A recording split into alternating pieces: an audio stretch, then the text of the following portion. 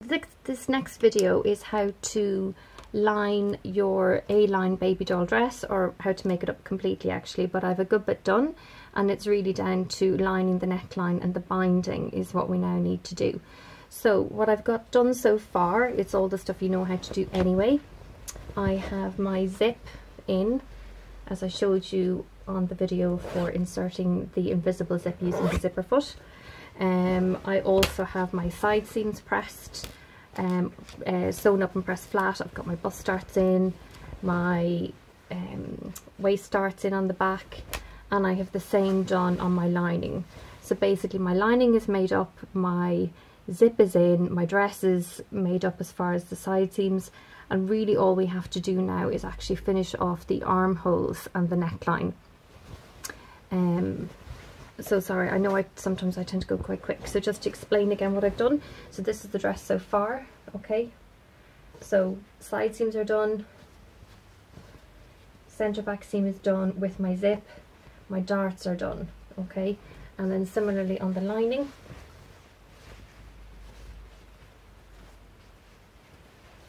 I've sewn up my centre back seam as far as my notch for my zip, my darts are in, my side seam is done, and I have my fusing on my neck and my armholes, and my bust darts are done. And actually just another little tip that I did on this one, which is just a nice clean way of doing your side seams when you have a dart, is actually sew the dart out first, just to show you what I did. So I sewed out my dart first and then I overlocked, and it just makes it a lot cleaner and flatter, and it's also less bulky because you've only one layer of overlocking here as opposed to 3. So it's just a nice clean way, and it's also a good way of not losing your notches, because sometimes after you've overlocked it can be hard to see your notches. So if you actually sew out your dart first and then overlock, it's kind of a handy little tip for you. Okay, so basically the next thing we need to do is attach the lining and the fabric around the armholes. So I've turned my dress right side out, okay, and then my lining is wrong side out, okay, and then I'm going to basically slip the dress up inside the lining, and I'm going to open the zip. Okay, so there we have it, right side of dress and now right side of lining are getting pinned together, okay.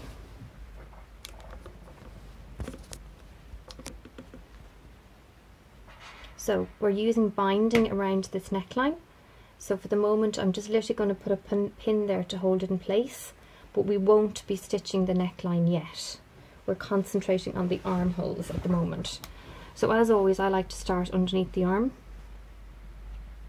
pin in place, and then as you can see, the benefit of having this fused will hold this in place, because obviously the fabric could now stretch a wee fraction, so it's important to let the fusing on the lining dictate the length of that armhole.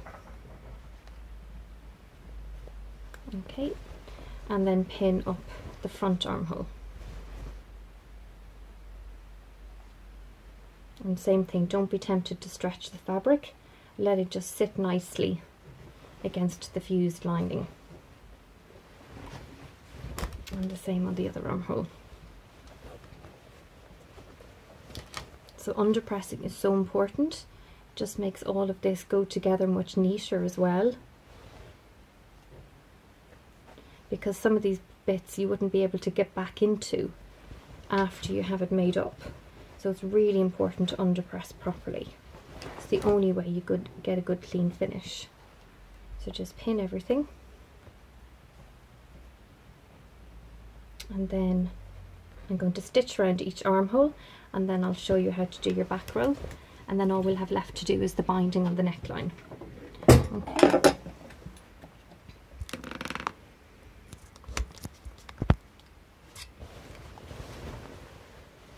So I have 1 centimetre seam allowance on my armhole.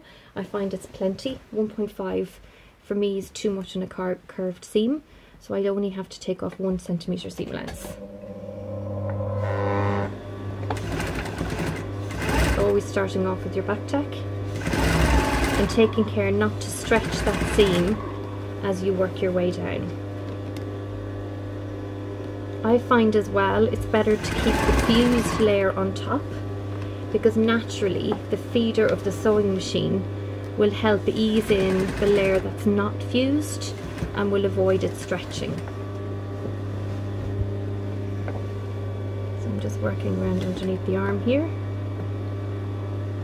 taking care to turn the fabric nicely and not stretch, and then back up.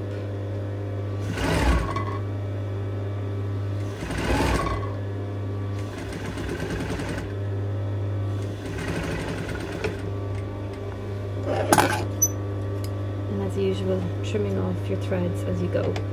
So important to keep your work nice and neat.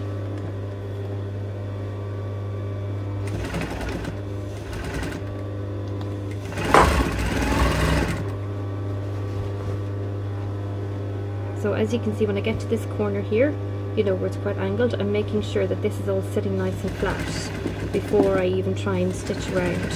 And I'm constantly feeling what's going on underneath to make sure that there's no, I'm not sewing a tuck in by mistake or something like that.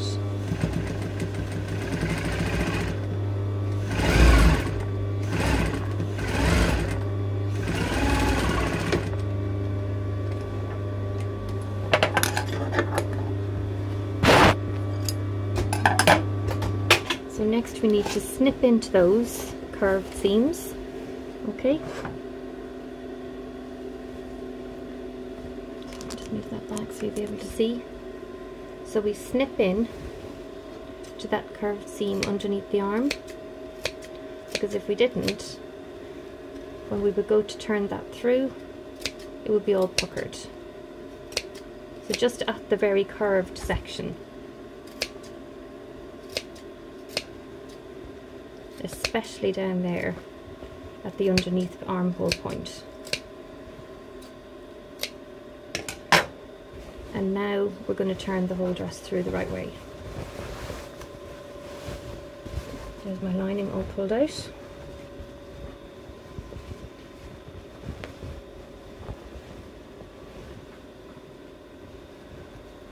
Okay, there's my underneath seam. And just for the purpose of you to see, so you can see where we are again.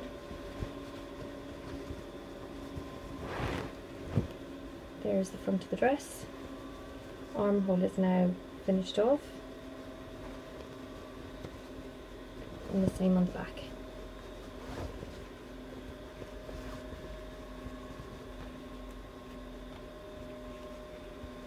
So there's the actual armhole there. And this neckline part here, we'll be finishing off with binding.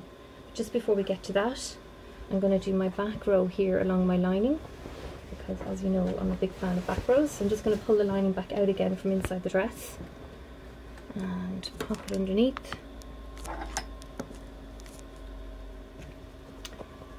Flip my seam allowance so that it's sitting out onto the lining. Pop it under the machine, and about 2 or 3 mil in from the edge, you want a little line stitching.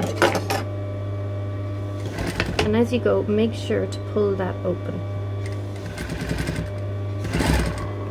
But at the same time, feeling constantly that underneath your seam allowance is facing onto the lining. Because really what you're doing is you're sewing the seam allowance and the lining together, and that'll just help everything sit correctly. And it gives a lovely finish. And you will be able to go the whole way around in one go. Sometimes you have to do it in 2 goes, depending on what you're doing.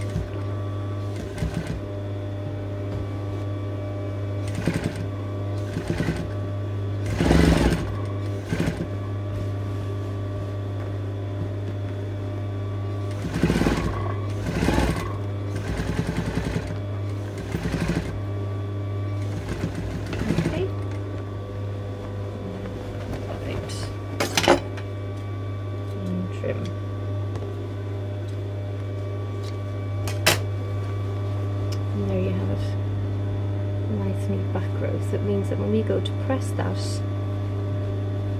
there's no way your lining will pop out onto the right side of the garment. it's going to really stay pressed perfectly along there. So I'll come back in the next part and do the binding on the neckline.